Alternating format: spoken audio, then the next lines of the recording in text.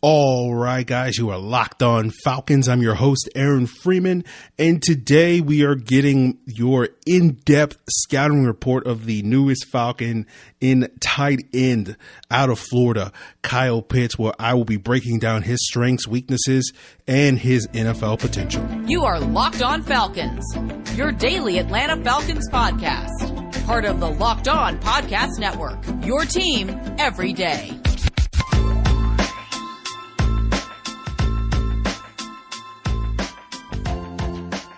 So, guys, you know me. I'm Aaron Freeman. Been covering the Falcons for many years, formerly at FalcFans.com, RIP. Still going strong, however, on Twitter at FalcFans, and, of course, the host of this illustrious Locked On Falcons podcast, your daily Atlanta Falcons podcast right here on the Locked On Podcast Network, your team every day. And today's Locked On Falcons podcast is brought to you by Built Bar. Go to BuiltBar.com, use the promo code LOCKED15, and you'll get 15% off your next order. So today's Locked On Falcons podcast is Locked On Kyle Pitts, and we will begin 3 days of exclusive Kyle Pitts content here on the Locked On Falcons podcast, kicking things off with my scouting report, and we will be entirely focused on Kyle Pitts for the next 3 days, leading up until, Thursday's episode, where we'll be talking about the schedule that comes out later this week. But this is not going to be the only time we get to talk about Kyle Pitts. It's not as if, you got 72 hours of Kyle Pitts content and then never again for the next 72 days. Obviously, we're going to have a lot of Kyle Pitts content coming up on this podcast for the ensuing, 72 years, if all things go according to plan, or 7.2 years, I guess is probably more accurate. But today's episode is our scouting report, and longtime listeners of the Locked On Falcons podcast know that I have done this consistently with the last 3 draft classes, and we'll do this with all 9 picks in this upcoming draft class, breaking down players' strengths and weaknesses, which you can generally get anywhere. But I think really what makes my scouting reports a little bit more unique than others is that I do floor, ceilings, and eye level. And for me, a floor is what I think a player is going to be day one in the NFL. This is not projecting what he's going to be at a minimum 3 years from now. It is, if there was a football game tomorrow, this is what this player is going to be stepping on the field right away. Then the ceiling is obviously, I think, what the player has the potential to be, what his peak potential is with development. So where he's going to be 3, 5, or more years down the road. And a lot of these comparisons are looking at current NFL players, former NFL players, and sort of the level of production that those guys have had at those highest levels. And for me, what's unique in addition to that floor and ceiling assessment is I look at eye level. And that's basically the halfway in between the floor and the ceiling. And 20 years of experience has taught me that more often than not, that sort of assessment of sort of what's halfway between a guy's floor, what's halfway between a guy's peak potential is going to be what he is in the NFL more often than not, is the most accurate projection of what a player is going to be. Because I think there is a tendency for people to, particularly when it comes to draft picks, overly focus on a guy's ceiling. And it's like, look, we got to understand what he is coming into the league at that floor level, and then really what's realistic for what he's going to be in the NFL with some development, but maybe not sort of the peak development where all the boxes are checked, and that would allow that player to hit his ceiling. So, Kyle Pitts, relative to a lot of these players that I've consistently done this type of breakdowns, and on the podcast, I've been doing them since the 2018 draft. Formerly at FalcFans.com, I used to do that on the website, and really kind of started doing this type of analysis with each of the Falcons draft picks, starting with that 2014 draft. But I can certainly say over the last, 8 drafts, Kyle Pitts is relatively unique that his ceiling is going to be very high. His floor is going to be much higher than any player's floor that I have broken down over these last 7-8 years as well. So we'll get exactly into that. But let's talk about the strengths of Kyle Pitts, starting things off. His size, his speed, his length certainly stand out. The 83 and the 3/8 inch wingspan is 98th percentile among pass catchers, would be 90th percentile if he was an offensive tackle or pass rusher. And I think that's part of the reason why Kyle Pitts is this sort of generational unicorn, is because you talk about the fact that he's a tight end, I think, is relatively unique, because when we look at players that are built like him in a lot of ways, he played defensive end, he played tight end in high school, was I think 235 coming out of high school based off of the various recruiting websites. And you kind of see this with former Falcons like Jamal Anderson and Rashid Hageman, both players that were, Anderson was a wide receiver, a 210-pound wide receiver coming out of high school. Rashid Hageman was like a 250-pound tight end coming out of high school. And those guys were flipped to the defensive side of the ball, given their size, their athleticism, and their length. And we saw Anderson wind up becoming a 280-pound defensive end at Arkansas. Hageman became a 310-pound defensive tackle. And I think that's why Kyle Pitts is so rare, because normally a guy with his physical tools and physical traits, he would have gone to a different school, instead of Florida, and they would have said, okay, we're going to make you into a pass rusher, and we're going to put, 30, 40, 50 pounds on you, and we're going to make you into this, Julius Peppers or whatever type of elite athletic pass rusher. And so, the types of players that he is, typically those guys typically stay as wide receivers, and sort of you're like, okay, we're not going to make you into a tight end like we saw with guys like Vincent Jackson, or more recently a guy like Hakeem Butler, who similarly had similar physical tools that Kyle Pitts has, or they get flipped to the defensive side of the ball like a Brian Burns or a Montez Sweat, who are similar athletic specimens with similar sort of size and frame dimensions as a Kyle Pitts. And so I think that's one of the reasons why he's so rare, is just because normally these guys are either wide receivers or defensive ends, as opposed to sort of, I guess, being stuck in the middle and being more of a tight end prospect. So obviously his unique blend of skills and traits makes him a mismatch problem for offenses. He's too fast for linebackers, too quick for safeties, too big for corners. He beat up on some of the top SEC defensive backs and corners over the last 2 years at Florida. And, guys that have gone on to be first round picks or will go on to be first round picks, guys like Noah Igbenogany out of Auburn, Grant Delpert and Derek Stingley out of LSU, Kelvin Joseph from Kentucky, J.C. Horn, South Carolina, Patrick Surtain, Alabama, Eric Stokes, Georgia, etc. And teams were constantly putting corners on him because they knew that linebackers stood no chance matching up with him, and he can line up anywhere. Plenty of experience playing in line as that wide tight end, or split out wide as a wide receiver, flexed out in the slot as a F tight end. He's not one of those guys that's basically a slot receiver that you see often in today's college football, where a lot of these spread teams basically just have a tight end. Mark Andrews was one of those players at Oklahoma playing in that system, was basically a slot receiver full time and rarely lined up in line. According to Pro Football Focus, in both years as a starter at Florida, over 60% of his snaps were spent as an inline tight end. 20% were spent in the slot, which means about 16% left over, for the most part, was presumably him being split out wide as a true wide receiver. And, I thought he really improved his hands from his sophomore year to his junior year, from 2019 to 2020, going on, depending on your source, having 4 drops in 2019. I charted 6 watching his 2019 targets, to 0 drops this past year in 2020. And that's where his catch radius, his strong hands come into play. When it comes to body control, the ability to track the ball in the air and make adjustments mid-air and be able to, twist his body to be able to get his feet down, inbounds, on the sideline, etc. He's among the best I've ever seen. Larry Fitzgerald's probably the best I've ever seen in terms of ball tracking, ball skills, winning in the air. If Larry Fitzgerald is a 10 out of 10 in that regard, I think Kyle Pitts is probably like a 9 out of 10 in that regard. So certainly definitely elite, but maybe not the best I've ever seen. But, we're comparing him to a first ballot Hall of Famer in that regard, in terms of being slightly a notch or two below that guy. When it comes to the red zone, basically you throw it up in the end zone, he's going to come down with it almost every time. That was an area of improvement from 2019, 2020, charting his red zone targets. In 2019, he was very good in the red zone, 14 targets, caught 9 of them, scored on 5 of them.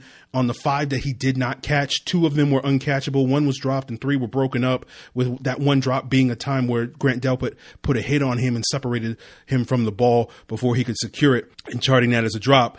And, those would be very good red zone numbers for an NFL tight end. But in 2020, you looked at his red zone targets, 16 red zone targets, scored on 8 of them, had 9 completions, and I distinguished completions because of the 7 incompletions, 2 of them were broken up by a defender, 3 were uncatchable, and the 2 of them he actually caught, but he was out of bounds because he couldn't get his foot in bounds because Kyle Trask was a little off target on the throw. So basically, of the 13 catchable red zone targets he had this past year in 2020, he caught 11 of them, and only 9 of them counted as completions. So you look at a 36% 46% red zone conversion rate in 2019, going up to 50% in 2020 in terms of the times he was able to score on those targets. And you look at tight ends in the NFL over the past 3 years, only one tight end that has been targeted over 25 times combined over the last 3 years has had a red zone conversion rate of 37% or higher. And guess who that is? Jonnu Smith, playing for Arthur Smith in Tennessee. And the next best guys are guys like Mark Andrews and Eric Ebron at 36%, Austin Hooper's 35%, 32% if you just count his 2 years in Atlanta, 32% for Travis Kelce, Jared Cook 34%, Jimmy Graham 32%. You know, you look at the Falcons wide receivers and tight ends the past 3 years in terms of the red zone conversion rate. Calvin Ridley stands out far away at the top of the list with a 46% conversion rate, which is outstanding for a wide receiver. Hooper, as I mentioned, was 32%, Hayden Hurst 27%, Justin Hardy 25%, Julio 24%, Sanu 22%, and Russell Gage 19%. And you can instantly see where Pitts provides immediate value for the Falcons offense in the red zone, where the team has been basically lacking these last couple of years outside of Ridley and Hooper in terms of consistently high level production in the red zone. And when you chart Pitts' red zone targets, it's not just simply, oh, he's winning on fades where Kyle Trask or Felipe Franks is just throwing it up and he catches it. You know, a lot of it's posts, slants, out patterns. Only 2 of the 13 red zone touchdowns over the past 2 years I charted were some sort of fade or lob throw. So you'll often see that pivot route in his highlight package that he had against Kentucky this past year, but you didn't see a lot of those types of routes that he ran very often. You know, he's very capable of running a diverse route tree, but I don't know if he was particularly asked to do that at Florida. You see a guy that when he's asked to run those different routes, he shows the capability of doing that, you know, but a lot of his routes are outs, corners, slants, option routes, the post. He'll run a skinny post, a lot that I call kind of a crossover, where he'll sort of fake to the outside and then swim back to the inside like he's crossing up a defender in basketball to get that inside leverage. You know, that's probably the number one route that he ran, in different variations of that in a slant and a post, where he's sort of breaking inside and using his big frame to get leverage, is sort of the go-to route that he ran quite a bit at Florida. But I do think his route running is an area that could be improved upon, and we'll talk about some of the other areas, including his blocking, that could get better as we continue today's Kyle Pitts scouting report. But speaking of areas where Kyle Pitts could use a boost, I want to tell you guys about Nugenix, the number one selling free testosterone booster at GNC, and it's offering a complimentary bottle to all football fans in America. To get your complimentary bottle of Nugenix Total T, text DRAFT to 231231. This unique man-boosting formula is powered by Testofen, which helps boost free testosterone and total testosterone levels, increase energy and lean muscle mass. And if you're over 40 or like me approaching 40, don't let age get in the way. Get your edge back with Nugenix. Plus, if you text now, they'll include a bottle of Nugenix Thermo, their most powerful fat incinerator ever, with key ingredients to help you get back into shape.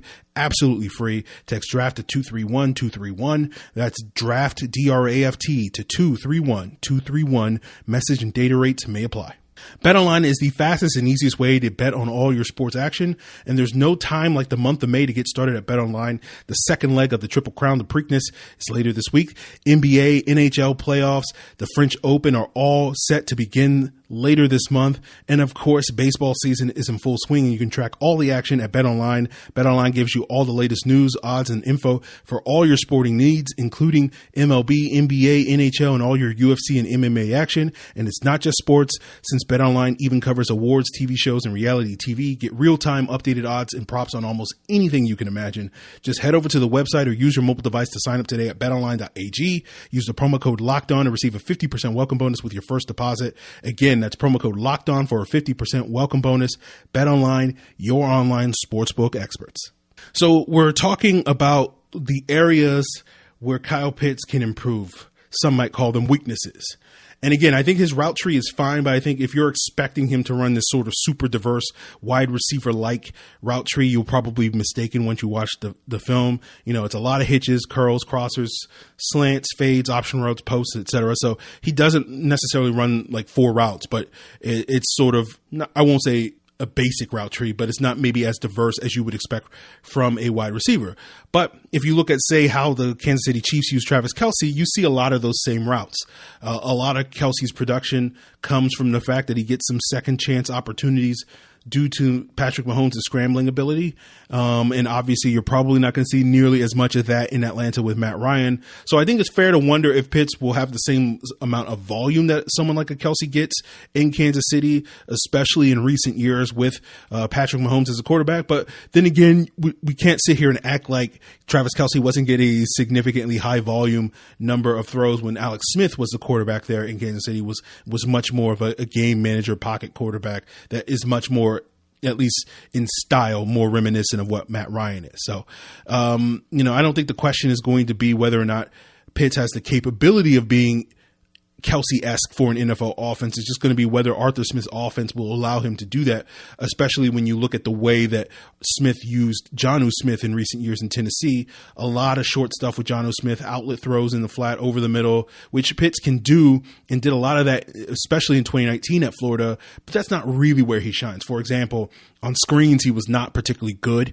in Kyle Pitts, who we're talking about. While he can make plays after the catch due to his speed, he's not really a guy that's like that big, massive load that's going to be trucking guys in the open field. I think most NFL safeties will have little to no issue bringing him down the open field. And, I bring this up because I know if Dirk Cutter was still calling plays here, he would dial up a ton of screens for Kyle Pitts, thinking, let me just get the ball into this great athlete's hands. And I don't think that's really where Kyle Pitts shines in a major way.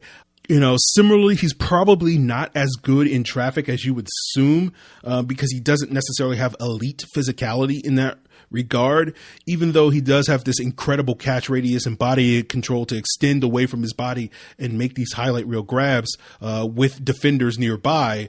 When it comes to a defender that is able to get their hands on him and sort of be draped over him, he's not consistently winning in those situations as much as you might assume. And that's where, I think things are interesting, because his length, again, extending away from his body makes him unique and different. But once you get in sort of confined spaces and it becomes a matter of positioning himself against the defender and having to catch the ball tight to his body, he becomes a little more ordinary, nothing special in that regard compared to, any other tight end that you would find across the league. And this leads us to the portion of the show where we're going to talk about his blocking. And I think he's probably a better blocker than a lot of people would assume based off of his reputation. He's not going to be one of those guys that just simply gets in the way for like 1 or 2 seconds, like say a Tony Gonzalez was when he was here in Atlanta. I think Kyle Pitts will get after it as a blocker. His long arms, he shows good burst off the line of scrimmage. He'll get into the chest of the defender, get that initial leverage going up even against 270 plus pound defensive ends. And, the effort, that toughness, they're all there. He uses his long arms to get extension and create some push at the line of scrimmage. His biggest issue as a blocker comes from he needs to get better in terms of his footwork. He'll take some false steps, which will prevent him at times from getting initial leverage. Sometimes he'll get unbalanced, overextended. He doesn't also have the bulk that you want or the heft to really maintain those blocks. He'll get that initial leverage and that push, but then when it comes to maintaining a block against a guy that has maybe 20 plus pounds on him, he'll struggle in that regard. And I think the jumping competition will cause probably some problems.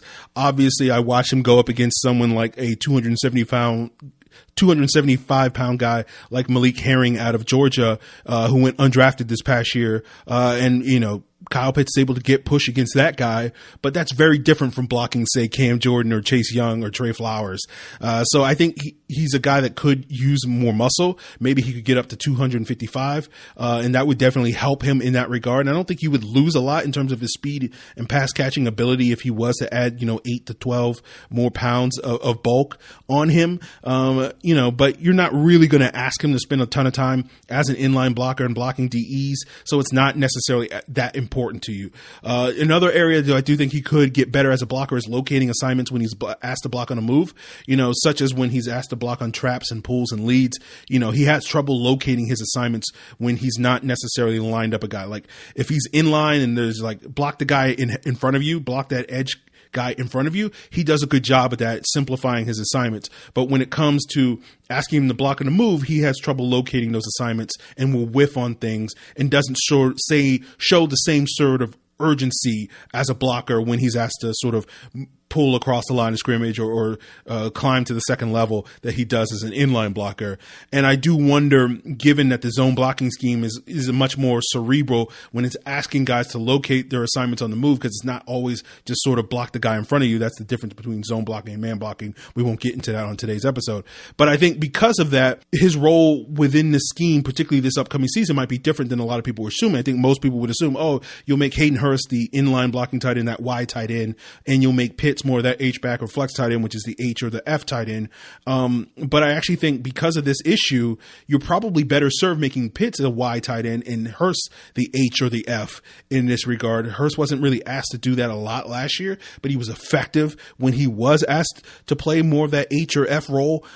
Shout out to the real Pat Man on Twitter for showcasing some of those plays on his timeline. I think there's a reality when we talk about Kyle Pitts that if he were to go to a run first team, and one wonders if the Falcons will be this team, through coaching, through bulking up, I do think he could turn into one of the better blocking tight ends in the NFL, at least relative to his pass catching ability in terms of the guys that are the starters and the premier pass catchers that aren't necessarily known for their blocking ability. I think he has the capability of being better blocker than, say, guys like Darren Waller, Hayden Hurst, Tony Gonzalez, Zach Ertz, those pass catching tight ends that are underwhelming blockers. He's not going to be Gronk or anything in that regard, but I do think, if a team really wanted him to get there, I think he could get close to that point eventually. I think a lot of his blocking potential just relies on, getting stronger and refining his technique. But obviously the Falcons aren't drafting him that high because they expect him to block. They're drafting him that high because they're expecting him to catch 80 plus passes a year, not because they want him to be a force in the run game. That's just a bonus, if anything. So there are some things that he could refine, but ultimately where he winds up as a pro is going to depend on the creativity of a play caller, the skill level of the quarterback getting him the ball in terms of living up to that 80 plus catch sort of range. And we'll get into sort of that aspect of his game as we wrap up today's Scouting Report podcast, talking about Kyle Pitts' floor, talking about his ceiling and where he projects in the NFL. But speaking of floors and ceilings, how about those Atlanta Hawks? They started off with a really low floor this season, and it seems like that ceiling keeps inching up more and more, and get more insight on the floor and ceiling of this Atlanta Hawks team and whether or not they could be one of those teams playing for the postseason and how far they could go in the postseason by checking out the Locked On Hawks podcast hosted by Brad Rowland. Or if you're a fan of any other NBA team, of course, the Locked On Podcast Network has you covered there, and you can find Locked On Hawks or Locked On Celtics or Locked On Bucks or wherever you want to find your daily NBA podcast on the Odyssey app or wherever you get your podcasts. So did you guys know that Built Bar is the best tasting protein bar on the market? Of course you did. Built Bar has 9 delicious flavors. Whether you're a big fan of coconut almond like me because it tastes just like an almond joy, or you prefer mint brownie, cookies and cream, cherry barcia, double chocolate, peanut butter brownie, salted caramel, coconut, or raspberry, there's something for everyone. And there's also the occasional limited time flavor too. And you can try them all with a mix box, getting 2 each of all 9 flavors, because Built Bars contain 100% real chocolate. They taste just like a candy bar. Again, the coconut almond tastes just like an almond joy. And Built Bars, they're not just tasty, they're healthy too. They're low in sugar, low in calories, high in protein, high in fiber. I'm sure you were scrambling to find mom that perfect gift for Mother's Day. Well, still have an opportunity to get mom that box of Built Bars. Send her a box. You'll sure to be her favorite until you get her that next box of Built Bars. All you got to do is head over to BuiltBar.com, use the promo code LOCKED15. You'll get 15% off your next order. Again, that's promo code LOCKED15 for 15% off at BuiltBar.com. So I think when it comes to projecting tight ends in the NFL, one of the things I've learned over 2 decades of evaluating players is that the system that a tight end goes to and plays in can mean a lot for a player's potential. Play calling, environment, rather than necessarily skill set, can be the difference between why one guy catches, say, 50 passes and another guy catches, say, 80 passes. A guy can basically pad his numbers running a lot of sort of short and underneath stuff in an offense that includes a lot of dinking and dunking. He may line up tight to the formation. He'll chuck a defensive end, then release in the flat, and the quarterback will throw him the ball, throwing a 2-yard or 3-yard pass in the air. And, that guy will turn upfield, catch it. and then use his ability to try to make that first defender miss, and that will determine if that's a 6-yard gain or a 16-yard gain. And we saw that quite a bit here in Atlanta with Austin Hooper, with Hayden Hurst the past few years. I think Darren Waller has been utilized in that way, in a major way, in Las Vegas. I think that's how Jonnu Smith was primarily used in Tennessee these past couple of years, and Travis Kelce gets a ton of his production that way. And as I mentioned earlier, Kyle Pitts was utilized a lot in that way in 2019 in Florida. That's why his yards per reception was 12.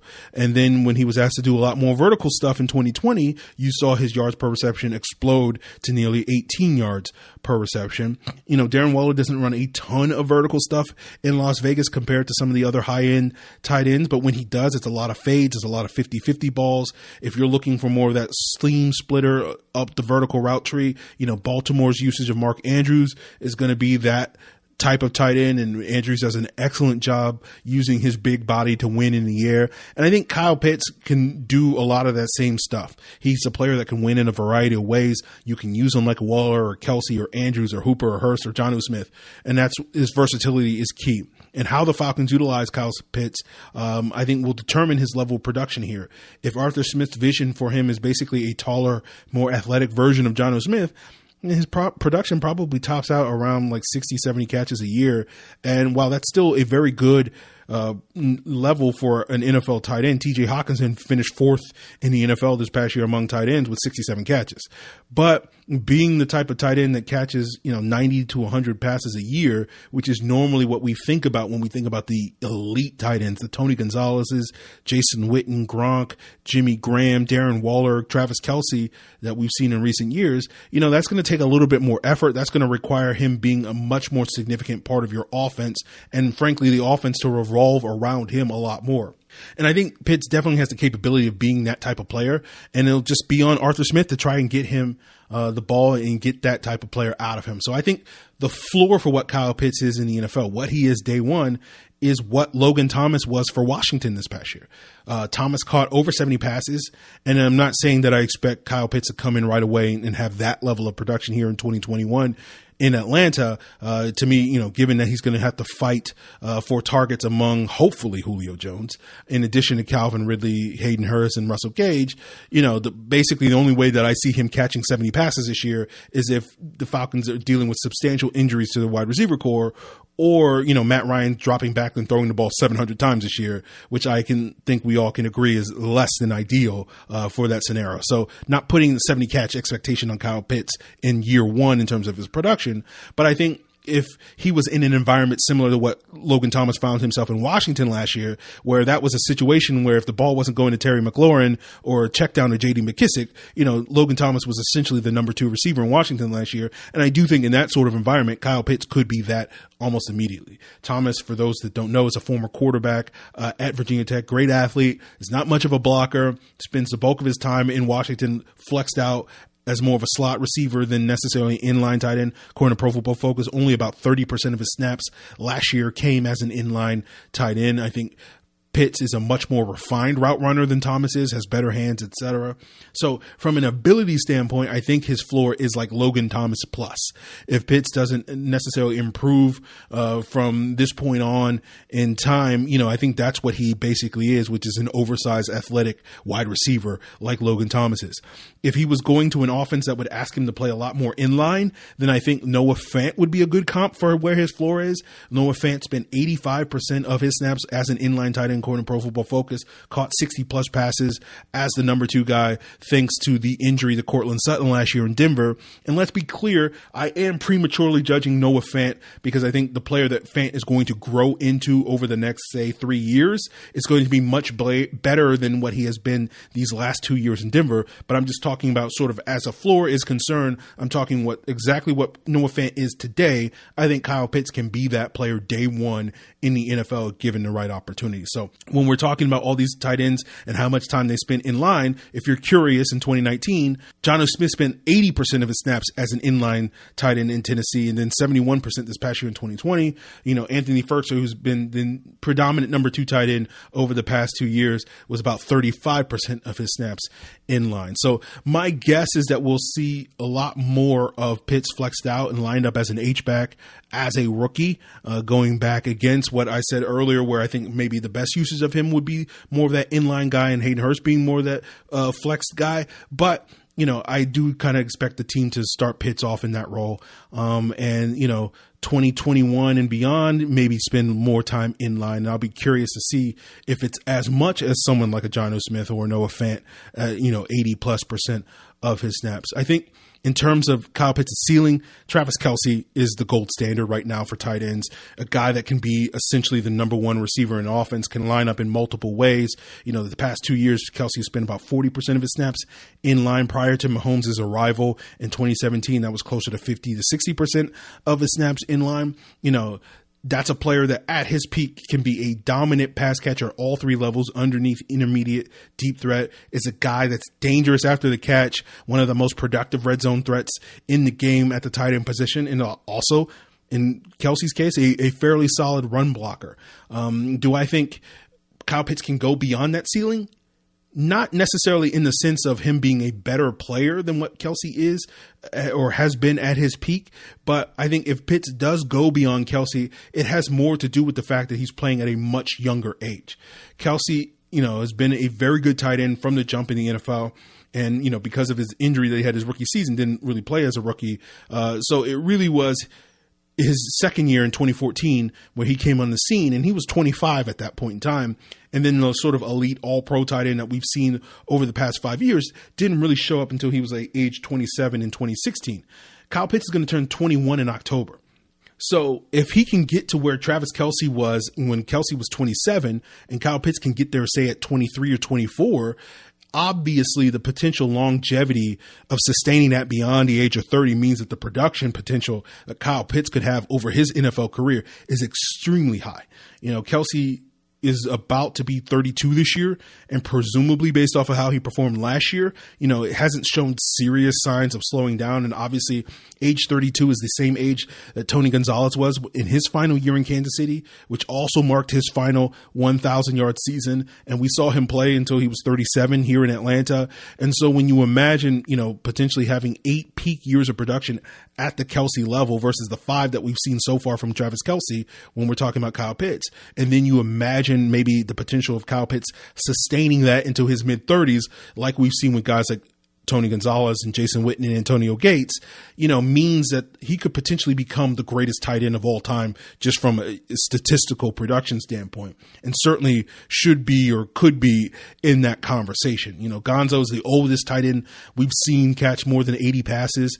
He caught 83 at age 37 in his final year in Atlanta. Jason Witten came out of retirement to catch 63 passes with the Cowboys in 2019 at age 37. And both of those guys came into the NFL at the age of 21. So similar to Kyle Pitts. So while it's difficult or nearly impossible for me to sit here and project where Kyle Pitts could be 10 to 15 years from now, but when it comes to the potential of what he could be, that's what we're talking about. A guy that could have, 16 or so years of, premier production as a tight end.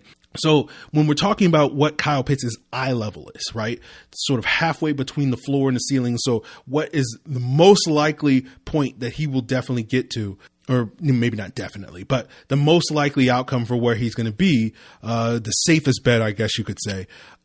I put Jimmy Graham. Right. Jimmy Graham was a former basketball player that made the conversion to football in college at Miami. Then very quickly after sort of a kind of redshirt year in New Orleans, became in year 2 one of the top tight ends in the NFL, largely thanks to the Saints making him the focus of their passing attack for the next several years. And it was basically the Jimmy Graham and Marcus Colston show for those years. And then you had a sprinkling of guys like Darren Sproles and Lance Moore and Kenny Stills and Brandon Cooks in those years. I would have to ask Ross Jackson of Locked On Saints for further details on exactly why the marriage between Jimmy Graham and the Saints ended so abruptly after 5 seasons. Was it money? Was it attitude? Whatever the case may be, but we saw him get traded to Seattle, and he was still a productive tight end after that point, whether we're talking about his time in Seattle or Green Bay or Chicago, still a dangerous red zone threat because of his ability to win on those fade balls in the end zone, but clearly was not the most dominant tight end in the NFL like we saw when he was in New Orleans for those 4 years players when the offense was tailored around him. And so I use Graham as a comp because I think it shows sort of the range of outcomes depending on what type of offense Kyle Pitts winds up finding himself in under Arthur Smith, based off of whether you have the two dichotomy of Graham in New Orleans when the offense was focused on him and Graham in the other places where the offense wasn't focused on him. And so if you look at the 6 years since Jimmy Graham left New Orleans, he's tied for third among tight ends in terms of touchdowns, fifth in yards, fifth in receptions, still clearly a productive player. But in terms of a per game basis, he's not giving you significantly more over that span of time than what Austin Hooper has given the Falcons over that similar span of games. And it's not to sit here and say that Jimmy Graham doesn't have the ability to be more than that, but that's the difference between how he is when you focus your offense around him versus just asking him to make plays when you need him to, right? And so you compare what he was during those 4 years of peak production in New Orleans, where he was the most productive tight end in the league. Probably that's a little bit of a cheat when it comes to projecting what Kyle Pitts' eye level is going to be, because, within that range is a guy that can be the most productive tight end in the NFL if Arthur Smith makes the efforts that we're talking about to make him the centerpiece of the offense, versus also a guy that can still be one of the more productive tight ends in the NFL, but isn't a guy that, is scary.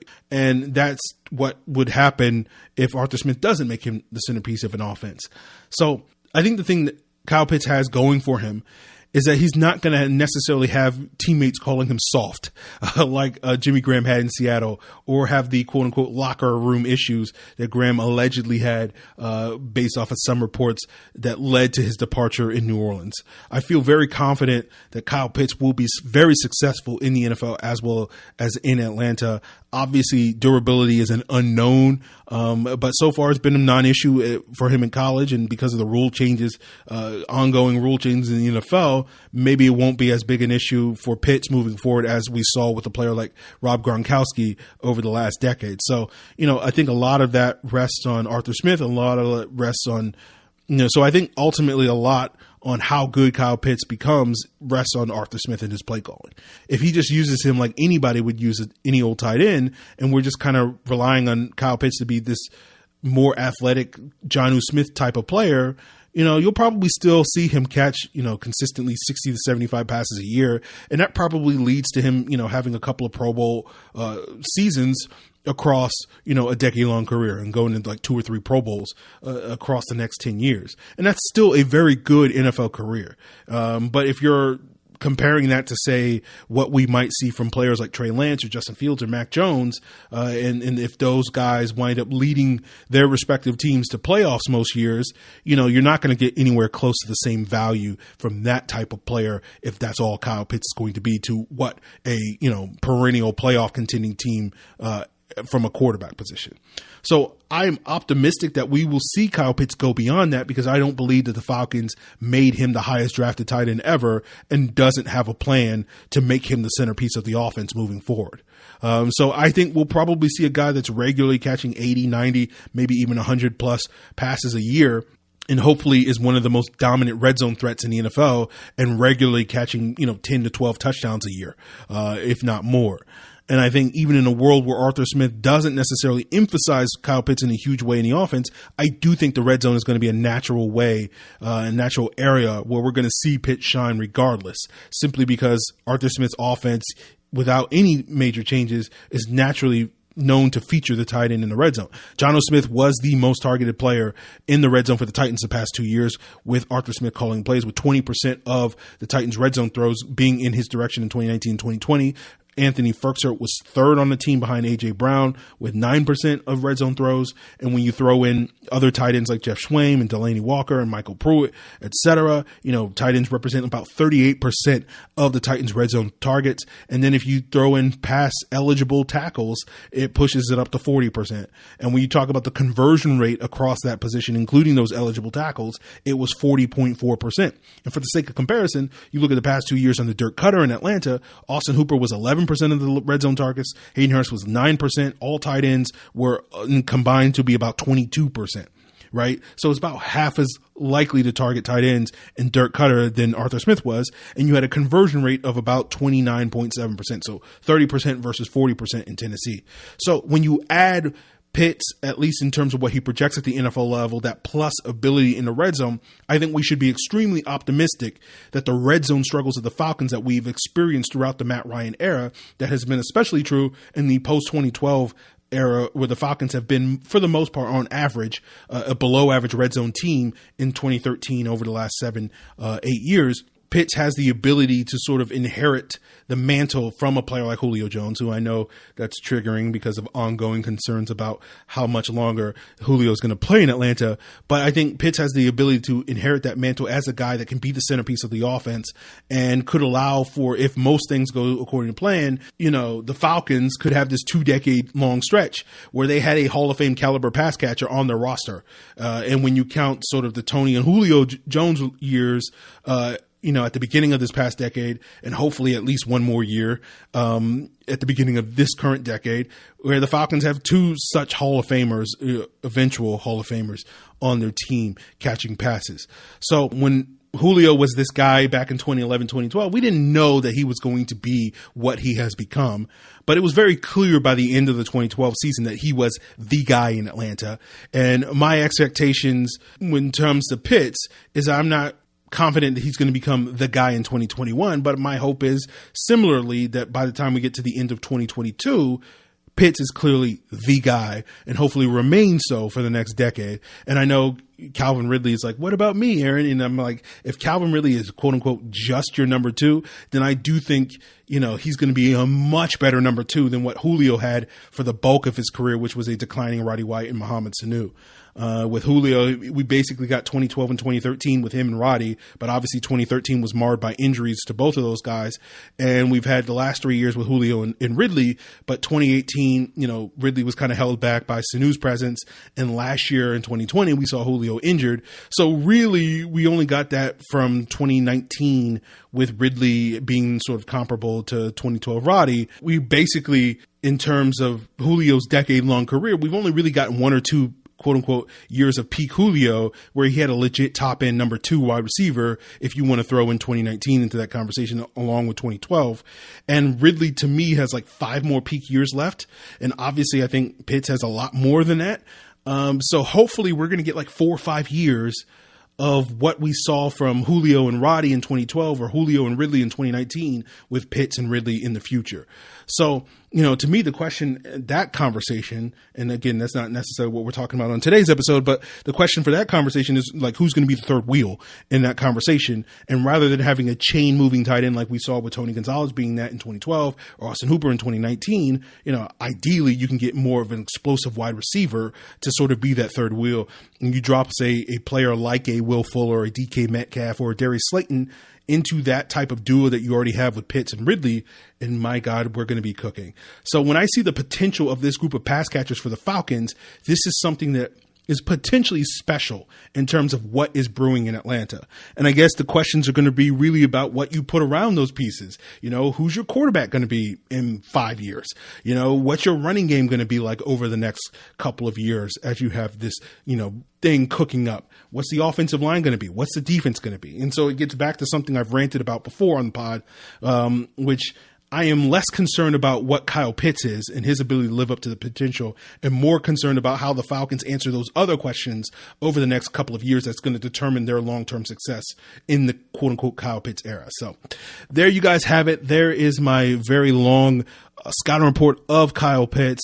And of course, we got more to come on Locked On Kyle Pitts week. Tomorrow, we've talked a lot about Kyle Pitts, the player, but maybe tomorrow we'll get a little bit more into Kyle Pitts, the person, with the host of Locked On Gators, Brandon Olson, on tomorrow's episode. And we got more to come later this week in terms of what Kyle Pitts could bring to an NFL offense like Atlanta, and his special value from some other guests later on this week. But in addition to tuning in to Locked On Falcons for this Locked On Kyle Pitts week.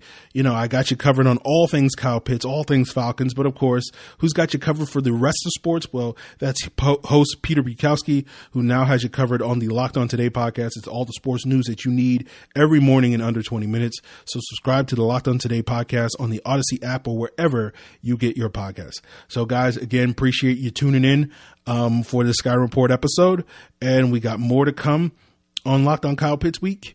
And, you know, if you have any feedback that you want to provide me on anything I talked about on today's episode, of course, you can do so. Hit me up on Twitter at Locked On Falcons, Facebook at Locked On Falcons, or you can send an email to lockedonfalcons@mail.com. Appreciate it. Until then.